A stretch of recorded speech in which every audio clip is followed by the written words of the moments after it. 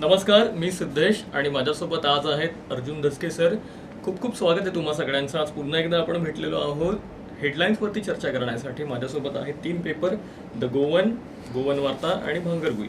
या तिन्ही पेपरमध्ये आलेल्या हेडलाईन्सवरती सविस्तर चर्चा करणार आहोत. फार महत्त्वाच्या घडामोडी घडलेल्या आहेत. अमेरिकेची निवडणूक तर झाली, पण त्याच्यानंतर सुद्धा चर्चा थांबलेली नाही आहे. या निवडणुकी जोपर्यंत सिनेटमध्ये जात नाही तोपर्यंत ही सगळी चर्चा सुरू राहणार आहे. त्याच्यावरती गप्पा मारायच्याच आहेत.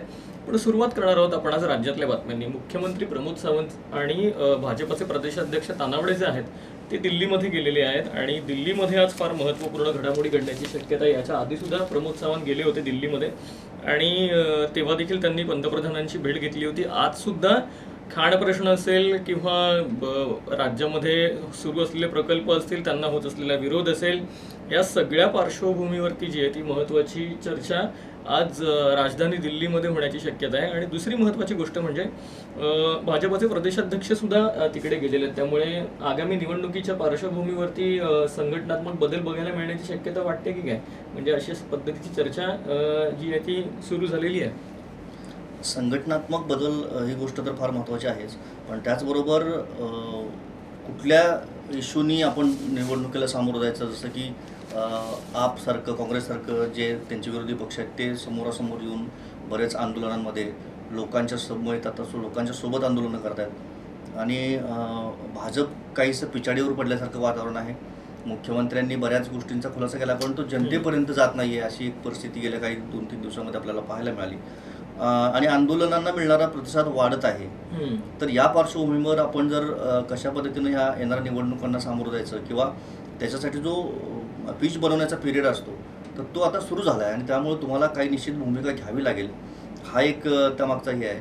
आणि इथला जो खाण व्यवसायाचा प्रश्न जो पडलेला आहे किंवा बाकीचे ज्या काही प्रकल्पांसंदर्भातले प्रश्न आहेत तर त्या संदर्भात ही केंद्राची भूमिका काय आहे ते सुद्धा क्लॅरिफिकेशन पक्ष म्हणून घ्यावं लागेल. मला माहीत नाही की सरकारी पातळीवर ह्यावर किती गांभीर्याने विचार होईल, पण पक्ष पातळीवर ह्या गोष्टींचा आज मोठ्या गांभीर्याने विचार होण्याची शक्यता आहे आणि मला वाटतं सगळ्या गोव्याचं लक्ष याकडे लागलं आहे. खरं आहे. आणि महत्त्वाची गोष्ट जी आहे ती CM may convince the centre to issue clarifying letter on coal handling.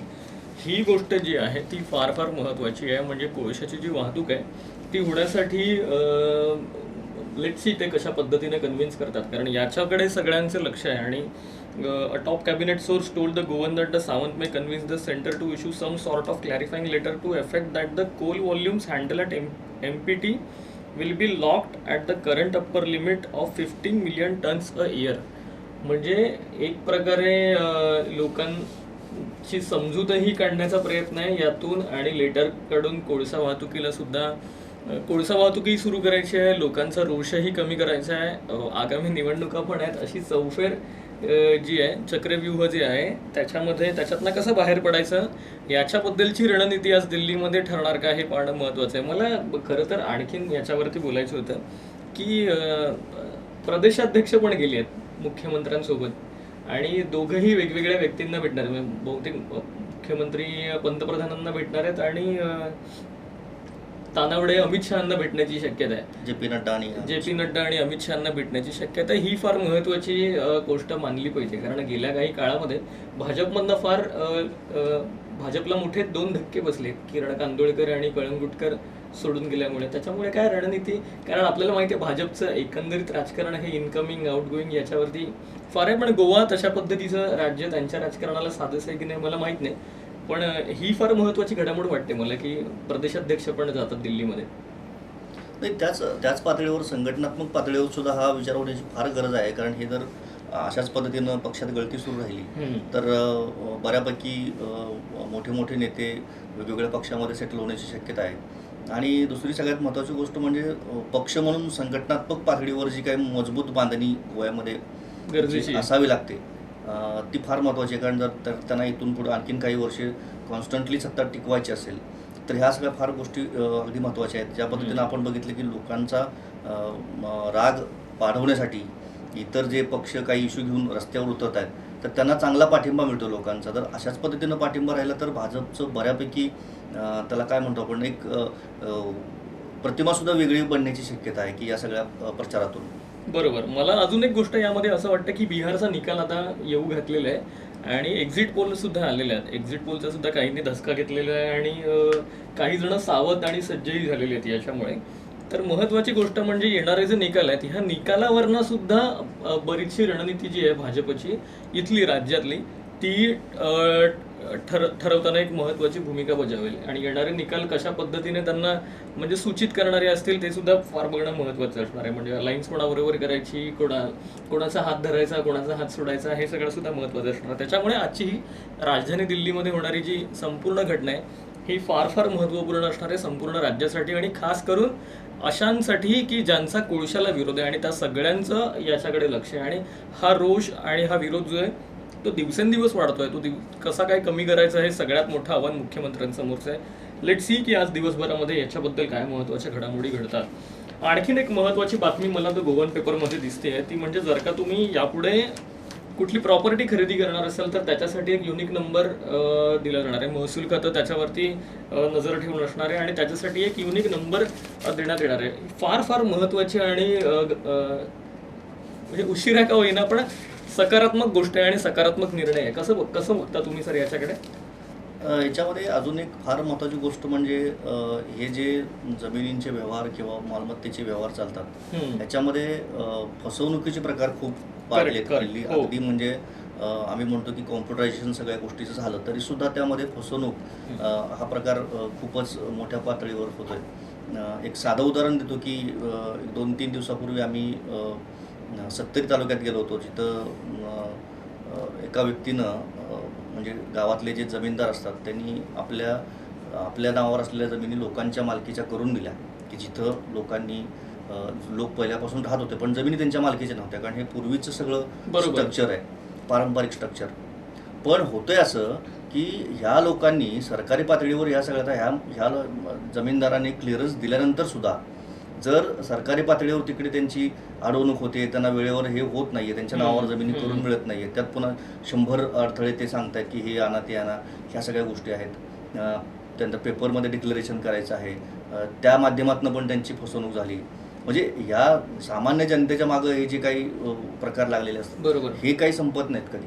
हे ज्वलंत उदाहरण आहे. आम्ही स्वतः त्या परिस्थितीत जाऊन आलो, त्या सगळ्या लोकांशी भेटून आलो, त्यांचा पण सविस्तर रिपोर्ट पण आपण 2 दिवसामध्ये दाखवणार आहोत. पण ह्या सगळ्या गोष्टीला कुठेतरी आळा बसेल यासाठी थोडंसं, आता हे तर काहीच नाही आहे, पश्चिम महाराष्ट्रात आपण बघितलं, तिकडे पुण्यासारख्या ठिकाणी म्हणा किंवा इकडे कोल्हापूर, सातारा, सांगलीमध्ये तिथे तर अशा प्रकारच्या काही जमिनी विकणारे ठग आहेत की जे एकच जमीन 3-3 लोकांना विकतात. ज्यांच्याकडे 2 नंबरचा पैसा आहे, त्यांना कुठेतरी गुंतवणूक करायची असते. बाहेरचे लोक म्हणजे कोल्हापूरचा माणूस कोल्हापुरात जमीन घेत नाही, तो मुंबईत जातो, कोकणात येतो, अशा लोकांना फसवण्याचे जे प्रकार आहेत ते अशा या सगळ्या गोष्टींमुळे कमी होतील असं मला वाटतं. त्यांना चाप बसेल. खोसला का घोसला सिनेमा बघितला असेल तुम्ही तर तुम्हाला साधारण अंदाज येईल की नेमकी काय परिस्थिती असते. जे उदाहरण अर्जुन सरांनी दिलं तर नेमकं हे युनिक रजिस्ट्रेशन नंबर सगळ्यासाठी फायदेशीर ठरेल याबद्दल तर शंकाच नाही. म्हणजे लिटरली तुमचं मॉर्टेज गेज असेल, लिटिगेशन असेल, प्रॉपर्टी नंबर असेल, तुमचा युनिक आयडेंटिफिकेशन नंबर असेल, या सगळ्या गोष्टी एक डेटाबेस क्रिएट केला जाणार आहे. हा डेटाबेस महसूल खात्याकडेही असेल आणि कन्सर्न डिपार्टमेंटचे असतील, या सगळ्याबद्दलची संबंधित खाती आहेत ती सुद्धा हा सगळा डेटा जो आहे तो अपडेट करत राहणार आहे. त्यामुळे फार फार महत्त्वाची गोष्ट आहे. म्हणजे तुम्हाला दुनिया ऑनलाईन होते, सगळं जग ऑनलाईन होते आणि आपण अजूनही म्हणजे जमीन खरेदी प्रक्रियेमध्ये आपल्याला फार कागदोपत्री व्यवहार अजूनही करावे. आणि ह्या ट्रान्सपरन्सीमुळे अजून एक चांगला फायदा होईल की तुमचे जर सगळे पूर्ण क्लिअर आहे डॉक्युमेंट आणि हे सगळं, तर मग त्याला चांगला भाव मिळू शकतो. अनेकदा आणि हा प्रश्न सतावतोच लोकांना की प्लॉट येणे आहे की नाही आणि तो खरेदी करायचा की नाही. त्यामुळे अनेकदा अनेक जणांना शंका असते आणि ते कसं कळणार यातून ते कळू शकतं. यातून अनेक प्रश्न, अनेक मनातल्या शंका सगळ्या दूर होऊ शकतात. प्रॉपर्टीची सगळी हिस्ट्री कळू शकते, काय आहे कुठली नाही. आणि जमीन मालकी हा मुद्दा तर गोव्यामध्ये फार महत्त्वाचा मानला जातो अजूनही. आणि त्या पार्श्वभूमीवरती जर का सरकार ही गोष्ट आणत असेल, unique registration number for properties आणत असेल, तर ही निश्चितच सकारात्मक गोष्ट आहे. अनेकांना म्हणजे फसवणुकीचे प्रकार तर यातनं थांबतीलच, पण त्यासोबतच सुटसुटीतपणा येईल एकंदरीत सगळ्या मालमत्तांबद्दलचा, मालकी हक्कांबद्दलचा, अशी शक्यता अजून तरी दिसते. आता ह्याच्यामध्ये पण काही ना काहीतरी अप्स अँड डाऊन्स असतील, मायनस प्लस सगळीकडे असतातच. ते काय असणार ते येणाऱ्या दिवसात कळतील, पण सुरुवातीला प्रथमदर्शनी तरी ही गोष्ट आपल्याला सकारात्मक दिसते.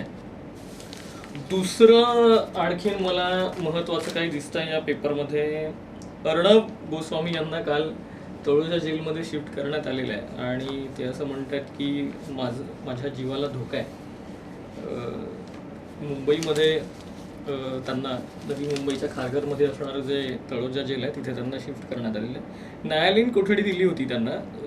जेलमध्ये कसं काय आणलं मला पण जरा शंका वाटली.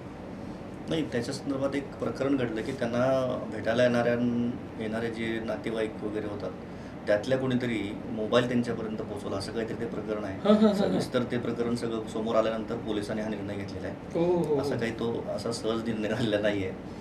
तर थोडासा तो एक वेगळा प्रकार आहे की कशा पद्धतीनं या सगळ्या. पण त्या अर्णब गोस्वामी प्रकरणामध्ये गेल्या 2-3 दिवसापासून चर्चेत असणारे एकमेव जे व्यक्तिमत्व आहे ते म्हणजे राम कदम, भाजपचे तिथे मुंबईतले. त्यांनी धरणे आंदोलन केलं होतं. सिद्धिविनायक मंदिराला ते चालत गेले होते आणि दिवाळी साजरी करणार नाही अर्णबची सुटका झाल्याशिवाय, असंही ते बोलले. म्हणजे मला ऐकून आश्चर्य वाटतं की एक वैयक्तिक प्रकरणावर आपण एखाद्याबद्दल इतकं हे करू शकतो. जसं सोशल मीडियावर आपण बघतो आरोप प्रत्यारोप होतात की शेतकऱ्यांच्या आत्महत्या होतात किंवा इतर काही आणखीन गौरी लंकेश सारखे ज्येष्ठ पत्रकारांच्या हत्या झाल्या, पण त्यानंतर कुणी असं केलं नव्हतं. हे थोडंसं चर्चेत राहणार आणि एकदमच हे आहे. ही फार महत्त्वाची गोष्ट अर्जुन सर बोलून गेले. आता दाभोळकर गेले, पानसरे गेले, करबुर्गी गेले, गौरी लंकेश गेल्या. त्याच्यानंतर आपल्याला कोण दिसलं आंदोलन करताना हे जरा आठवून बघा. आणि आता हे जे प्रकरण आहे या आंदोलनामध्ये आपल्याला कोण आंदोलन करताना दिसतंय हे सुद्धा आठवून बघा. मी या दोन्ही गोष्टी एवढ्यासाठी म्हणतोय कारण घटना बदलत राहतील, पण कोणत्या घटनेला कोण विरोध करताय आणि कोणत्या घटनेचा कोण पाठीशी घालताय याचं सर्वसामान्य लोकांना कळलं पाहिजे. मी आणखीन जरा पुढे जाऊन सांगतो की हे काहीच नाहीये.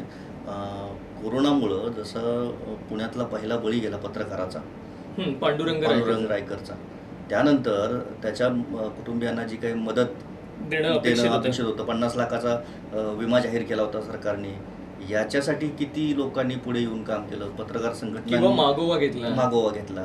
खरं राजकीय पक्ष एका पत्रकारासाठी जमीन इतकं उतरत आहेत, तर मग त्या गोष्टीसाठी कुणीच काय केलेलं नाहीये. बरोबर. आणि तोही पत्रकार होता आणि अर्णब गोस्वामी पत्रकार आहेत नाहीत वादाचा विषय असू शकतो. आपण वळूयात पुढच्या बातमीकडे. तोवर ते त्यांना तळोजा जेलमध्ये शिफ्ट तर केलेलं आहे आणि तिथे कडक बंदोबस्तही आहे आणि ह्या बातमीवरती नजर असेल. बातमी मोठी होणार आहे येत्या काही दिवसांमध्ये, आपल्याला लक्ष ठेवावं लागेल या सगळ्या गोष्टींकडे. आणखीन मला महत्त्वाचं गोष्ट जी या पेपरमध्ये सापडली ती म्हणजे मुख्यमंत्री गेलेले आहेत गोव्याला, दिल्लीला, गोव्याचे मुख्यमंत्री, आणि दिल्लीमध्ये आज महत्त्वपूर्ण घडामोडी घडण्याची शक्यता आहे. त्यानंतर बातमी येते कोरोनाची बातमी भांगरभुईने फ्रंट पेजला केलेली आहे आणि ही बातमी यासाठी महत्त्वाची आहे कारण आता दिवाळी येईल. दिवाळीनंतर लगेचच शाळा सुरू होणार आहेत आणि त्या शाळा सुरू होण्याच्या पार्श्वभूमीवरती ही बातमी फार फार महत्त्वाची आहे. म्हणजे काल आपण सगळ्यांनी बघितलं असेल की आंध्र प्रदेशमध्ये शाळा सुरू झाल्यानंतर कसा पुन्हा भडका उडालेला आहे, विद्यार्थ्यांना कशा पद्धतीने लागण झालेली आहे, शिक्षकांनाही लागण झालेली आहे, आकडा वाढतोय, पण शाळा सुरू ठेवलेल्या आहेत तिथल्या सरकारने. तसंच आता महाराष्ट्रामध्ये सुद्धा शाळा सुरू होत आहेत आणि आपल्या राज्यामध्येही सुरू होणार आहे. 2 दिवसांचा फक्त फरक आहे शाळा सुरू होण्यामागे. पण चिंताजनक गोष्ट ही आहे की 5 दिवसांमध्ये म्हापसा आणि डिचोलीमध्ये 16 जणांचा मृत्यू झालेला आहे. फक्त 5 दिवसांमध्ये 16 जण, आणि ते पण म्हापसा आणि डिचोलीचे दिसत आहेत. तर हे जरा गंभीर गोष्ट दिसायला लागली. म्हणजे आपण सातत्यानं बोलत होतो की मृत्यूदर जो आहे तो काय कमी होताना दिसत नाहीये. सकारात्मक बाब या सगळ्यामध्ये एकच आहे की ॲक्टिव्ह रुग्ण कमी होत आहेत पण मृत्यूदर कमी होत नाही. आणि अशा परिस्थितीमध्ये आता शाळा सुरू होणार आहेत. मला चिंता वाटते की शाळा सुरू होणं या सगळ्या परिस्थितीमध्ये कितपत योग्य वाटतो निर्णय. पालक याच्याकडे कशा पद्धतीने बघतील असं वाटतंय तुम्हाला? त्याच्यामध्ये एक आहे की ह्या सगळ्या गोष्टी ज्या घडत गेल्यात, ह्या निर्णयाला सुद्धा, शाळा चालू करण्याच्या निर्णयाला सुद्धा 100% काही पालकांच्या विरोध असणार आहे, काही शिक्षण संस्थांच्या विरोध असणार आहे, तरी पण सरकार घेते. पण आपण त्याचवेळी मागे पण जेव्हा चर्चा केली या विषयावर तेव्हा पण असाच आपण विचार केला होता की निर्णय घेतला तरी सुद्धा त्याला विरोध होणार, नंतर काय गोष्टीच्या समस्या येणार ते आपल्याला कळणार आहेत. बरोबर. असं नाही वाटत मला की जसं ती घटना घडली तसं या शाळेमध्ये पण होईल, पण इथे जर त्यांनी पुरेशी दक्षता घेतली आणि त्या शाळांच्यामध्ये आणि गोव्यातल्या शाळांच्यामध्ये खूप फरक आहे. इथे पूर्ण डिसिप्लिनने, अगदी म्हणजे सरकारी शाळा आपण ज्या म्हणतो, अगदी सर्वसामान्यांसाठी ज्या शाळा आहेत त्यासुद्धा व्यवस्थित, स्वच्छ आणि क्लीन आणि पुरेशा कर्मचारी वर्ग तिथे आहे. अशा पद्धतीने काळजी घेण्याचं सुरक्षित सगळं त्यांनी व्यवस्था करून ठेवलेली आहे. आता ह्याच्यामध्ये आपण काही जरी म्हटलं तरी शेवटी शाळेचं व्यवस्थापन आणि पालक ह्या दोघांनी जर नाही निष्काळजीपणा दाखवला तर हे कुठेही, गोव्यातच नाही तर कुठेही होणारच या गोष्टी. त्यामुळे बरोबर. प्रत्येकानं ही काळजी घेणं आणि आपल्या मुलांना शाळेत पाठवताना ह्या सगळ्या सूचना देणं, त्याच्यावर त्यांना पुरेशा सगळ्या गोष्टी सांगून शिकवून पाठवणं हे फार गरजेचं आहे आणि शाळेमध्ये पण ह्या सगळ्या दक्षता घेणं फार गरजेचं आहे. खरं आहे, हे गरजेचं आहे. आणि मला असं वाटतं की सरकार काळजी घेईलच. आणि नेमकी काय काळजी घेते ते सांगण्याची समोर अजून एक बातमी आलेली आहे की शाळा सुरू करण्याचा निर्णय तर झाला आहे, पण 5 दिवस झाले तरी अजून SOP जारी केलेला नाही आहे असा आरोप शाळांनी केलेला आहे. परिपत्रकही जारी करण्यात आलेलं नाही आहे. 10वी आणि 12वीचे वर्ग सुरू होणार आहेत आणि आता दिवाळीची सुट्टीही लागेल शुक्रवार शनिवारपासून, आणि त्याच्यानंतर थेट लगेचच पुढच्या शनिवारपासून शाळा सुरू होतील. पण त्याआधी SOP येणं, त्या पद्धतीची तयारी करणं हे सगळं गरजेचं असणार आहे. शिक्षकेतर कर्मचाऱ्यांची सुद्धा धावपळ असणार आहे, या सगळ्या तयारीमध्ये त्यांची सुद्धा लगबग असणार आहे. त्या पार्श्वभूमीवरती फार फार महत्त्वाची आणि ज्याच्यावरती सगळ्या विद्यार्थ्यांचं आणि पालकांचं तसंच शिक्षकांचंही लक्ष असणार आहे अशी ही महत्त्वाची बातमी आहे की शाळा तर सुरू होणार आहे, रुग्णसंख्या वाढते आहे, त्यामुळे हलगर्जीपणा करू नका, काळजी घ्या आणि mask, sanitiser, SOP, social distancing हे सगळं मेंटेन करावं लागणार आहे. पण यात अभ्यासही विसरून चालणार नाही, अभ्यासही करावा लागणारच आहे. त्याच्यामुळे शाळा कधी ना कधी तर सुरू कराव्या तर लागतीलच. आता तरी त्या सुरू करण्याची वेळ आलेली आहे असं सरकारनं तरी जाहीर केलं आहे. अपेक्षा करूया की लवकरच SOP जारी होईल, परिपत्रकही शाळांपर्यंत पोहोचेल आणि सगळी खबरदारी शाळांकडनं घेतली जाईल. आणि पालक मग कसा प्रतिसाद देतात ते आपल्याला 21 तारखेपासून नीट पद्धतीनं कळेल.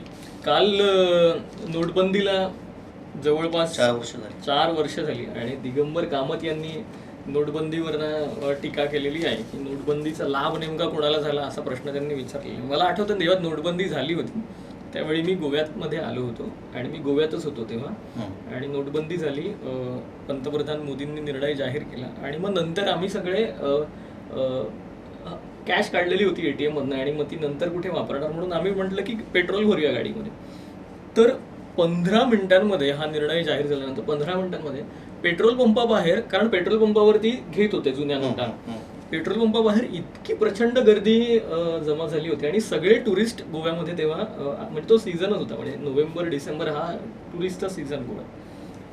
तर गदारोळ इतका प्रचंड, ATM बाहेर लगेचच्या लगेच इतक्या रांगा, म्हणजे 8 वाजता निर्णय जाहीर झाला आणि 7:15 8:20 वगैरे आम्ही पेट्रोल पंपला पोचलो असो. पण तेवढ्या परिस्थितीमध्ये इतकी प्रचंड धावपळ, इतकं सगळं झालं आणि नोटाबंदीने आपल्याला काय दिलं असा प्रश्न दिगंबर कामत यांनी विचारलेला आहे आणि त्यांनी भाजपवरती हल्लाबोल केली, विरोधी पक्षनेते. हा प्रश्न साहजिकच आहे, कारण जसं निर्मला सीतारामन सांगतात की डिजिटल अर्थव्यवस्था आम्ही उभारली, पण आज आपण बघतो डिजिटल अर्थव्यवस्थेने म्हणजे पूर्णपणे 100% तिचा वापर सगळीकडे होतो अशातला भाग नाही. आपण भाजी मंडईत गेलो तर तिथे आम्हाला कार्ड दाखवता येत नाही किंवा गुगल पे करता येत नाही, तिथे आम्हाला पैसे घ्यावेच लागतात. आणि ह्या सगळ्या गोष्टीमुळं 100% ते होण्याला अजून खूप वेळ आहे. आणि ठीक आहे, त्या पद्धतीनं तुम्ही वाटचाल केली, त्यातले काही हे धोके हे झाले, पण त्याच पद्धतीनं ऑनलाईनचे ट्रान्झॅक्शन वाढले असले तरी ऑनलाईन ट्रान्झॅक्शनमध्ये होणारे गुन्हे याच्याही प्रमाण काही वाढलेलंच आहे, ते प्रमाण वाढलेलंच आहे. त्यामुळं ह्याच्यातनं निश्चित काय मला, जसं राहुल गांधींनी हा प्रश्न केला की ही कर्ज बुडव्यांसाठी केलेली आहे, हा गंभीर प्रश्न आहे, खरं तर आरोप आहे सरकारवर, त्याचंही उत्तर त्यांना द्यावं लागेल. पण जसं दिगंबर कामतांचं मत आहे की काय दिलं, हा प्रश्न सामान्य माणसाला सुद्धा पडलेलाच आहे की काय दिलं, त्याच्यामुळे आमचा काय फायदा झाला.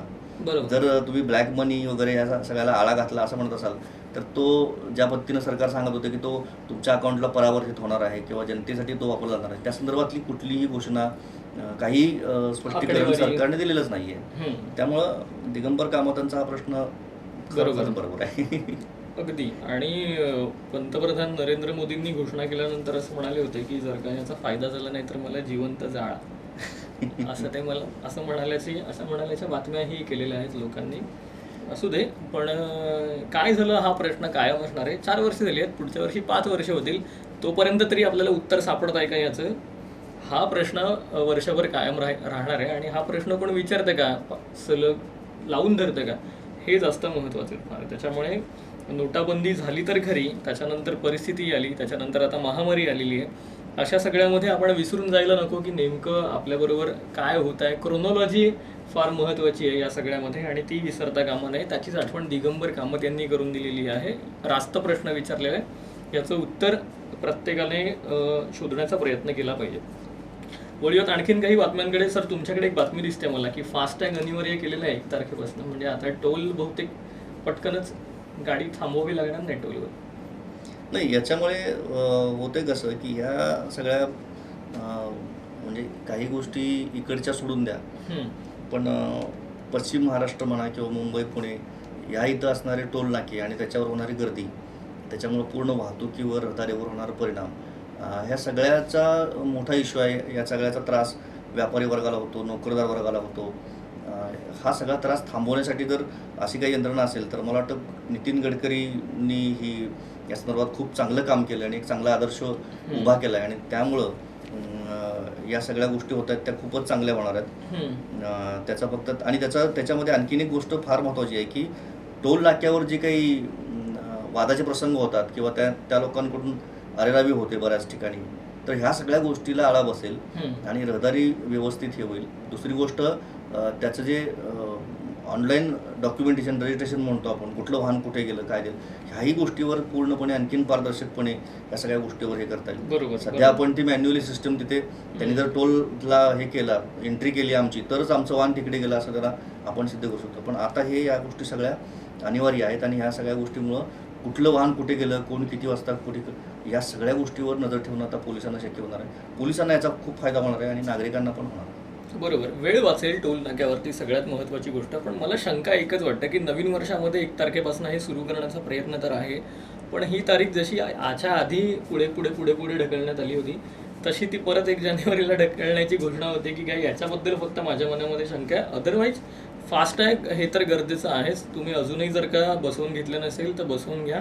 1 तारखेनंतर जर नसेल तर कायदेशीर कारवाई होईल तुमच्यावरती आणि भुर्दंड जास्त भरावा लागणार आहे. जे ऑफलाईन पेमेंट टोलवरती करणार आहेत तर मग तो दंड जो आहे तो जास्त असणार आहे. त्याच्यापेक्षा बेटर की आधीच काळजी घेतलेली बरी. आणि दुसरी महत्त्वाची गोष्ट म्हणजे नियमसुद्धा वाहतुकीचे नवीन वर्षापासून कडक होणार आहेत. त्याच्यामुळे वाहन चालवताना सुद्धा काळजी घ्यावी लागणार आहे की फक्त फास्टॅगच नाही तर इतर जे नियम आहेत त्या नियमांची सुद्धा खबरदारी घ्या, काळजी घ्या. हे फार फार आणि महत्त्वाचं असणार आहे. दुसरं महत्त्वाचं, रेल्वे दुपदरीकरणाबद्दल गोवन वार्ताने फ्रंट पेजवरती एक जबरदस्त बातमी दिली आहे की तुर्तास वेट अँड वॉच असं म्हणत आहे रेल्वे दुपदरीकरणाविरोधात. तर हे वेट अँड वॉचमुळे आंदोलनावरती परिणाम होईल, आंदोलन शमेल किंवा कमी होईल? नाही, या संदर्भात अगदी 2 दिवसापूर्वी चर्चा झाली याच विषयाची. पण एक आहे की तुम्ही जोपर्यंत प्रकल्प रद्द केला याची घोषणा करत नाही तोपर्यंत हे आंदोलक त्यातनं कुठलाही कुणाचंही ऐकून घेण्याच्या मनस्थितीत सध्या तर नाही आहेत. ही पहिली अगदी स्पष्ट बाब आहे. तुर्तास काम थांबवणं वगैरे या सगळ्या गोष्टी ज्या आहेत त्या कदाचित तिथे आंदोलकांचा जो होणारा त्रास आहे किंवा त्यातनं काही घटना घडू नयेत, अनुचित प्रकार होऊ नये यासाठी सरकारनं घेतलेली ही दक्षता असेल. आणि पण जोपर्यंत ह्या सगळ्या प्रकल्पासंदर्भात एक स्पष्टीकरण होत नाही मुख्यमंत्र्यांकडनं की बाबा हा प्रकल्प आम्ही रद्द करतोय किंवा त्यात काहीतरी चेंजेस करून किंवा त्याचा आकार कमी करून किंवा होणारं नुकसान थांबवून असं काही जरा झालं तर त्यातलं हे होईल. पण काम थांबवून त्या संदर्भातलं आंदोलन थांबणार नाही, अजिबात नाही असं. आणि आता जाता जाता एक बातमी स्पोर्ट्सची आणि एक पुन्हा एकदा अमेरिकेची. आधी स्पोर्ट्सची सांगतो कारण IPL मध्ये आता ठरलं आहे फायनली की मुंबई वर्सेस दिल्ली. म्हणजे जसा संघर्ष आपल्याला मेट्रोवरनं राज्य विरुद्ध केंद्र बघायला मिळाला तसंच आता IPL मध्ये पण बघायला मिळणार. NDA विरुद्ध महाविकास. तर मुंबई विरुद्ध दिल्ली अशी IPL फायनल होणार आहे. आणि पहिला जो प्लेऑफचा पहिली जी प्लेऑफची मॅच झाली होती त्याच्यामध्ये तर मुंबईने अक्षरशः दाणात दाण उडवली होती दिल्लीची. त्यामुळे ह्या मॅचमध्ये दावेदार समजले जात आहेत ते आणि असणारेही खूप चांगले खेळले आहेत यंदाच्या IPL मध्ये. पण दिल्ली पण काही कमी चांगली खेळली नाही आहे, खूपच चांगला परफॉर्मन्स होता त्यांचा. त्यामुळे आता या IPLचे फायनलिस्ट कोण आहेत हे तर कळलेलं आहे, जिंकतं कोण हे महत्त्वाचं आहे. आणि आजची शेवटची बातमी आहे ती म्हणजे भारताला अभिमान वाटावा अशी, ती म्हणजे भारतीय वंशाचे 2 दिग्गज अमेरिकेच्या निवडणुकीमध्ये झळकलेत. एक म्हणजे कमला हॅरिस, तर काल तर कमला हॅरिस यांच्या मूळ गावी तिकडे तामिळनाडूला दिवाळी साजरी झाली, खूप मोठा जल्लोष करण्यात आला. आणि आज अजून एक नाव समोर येत आहे, ते म्हणजे विवेक मूर्ती. कर्नाटक राज्यात नाही येतात, गोव्याच्या शेजारचं राज्य आहे कर्नाटक, आणि ते विवेक मूर्ती 43 वर्षाचे आहेत आणि ते सुद्धा निवडून आलेले आहेत. आणि बहुतेक कोरोना टास्क फोर्सचे अध्यक्ष म्हणून आज त्यांची घोषणा होण्याची शक्यता दिसते. तर एक अजून दुसरी आपल्याला आनंद साजरा करण्यासाठी म्हणून एक मोठी दिवाळी साजरी करण्यासाठीची बातमी, अमेरिकेमध्ये सुद्धा भारताचा डंका बघायला मिळतो. ह्या आजच्या 2 महत्त्वाच्या शेवटी सांगितलेल्या बातम्या, ज्या की सकारात्मक, सगळ्यांचं याच्यावरती लक्ष असेल. पण या अशा सगळ्या महत्त्वाच्या बातम्या दिवाळीच्या पार्श्वभूमीवरती, शाळांच्या पार्श्वभूमीवरती आणि अगदी प्रॉपर्टीच्या पार्श्वभूमीवरती सुद्धा फार फार महत्त्वाच्या असणार आहेत. दिल्लीमध्ये काय घडतं हे सुद्धा महत्त्वाचं असणार आहे, त्यावरही आपली नजर असेल. या अशा सगळ्या घडामोडींवरती सविस्तर चर्चा, आज आलेल्या पेपरातल्या बातम्या नेमकं आपल्या आयुष्यावरती काय परिणाम करणार आहेत हे सांगण्यासाठी आम्ही नेहमी चर्चा करत असतो आणि अशीच चर्चा नेहमी करत राहू. त्यामुळे तुम्ही कुठेही जाऊ नका, पाहत राहा गोवन वार्ता लाईव्ह, नातं गोव्याचं, देणं मराठीचं.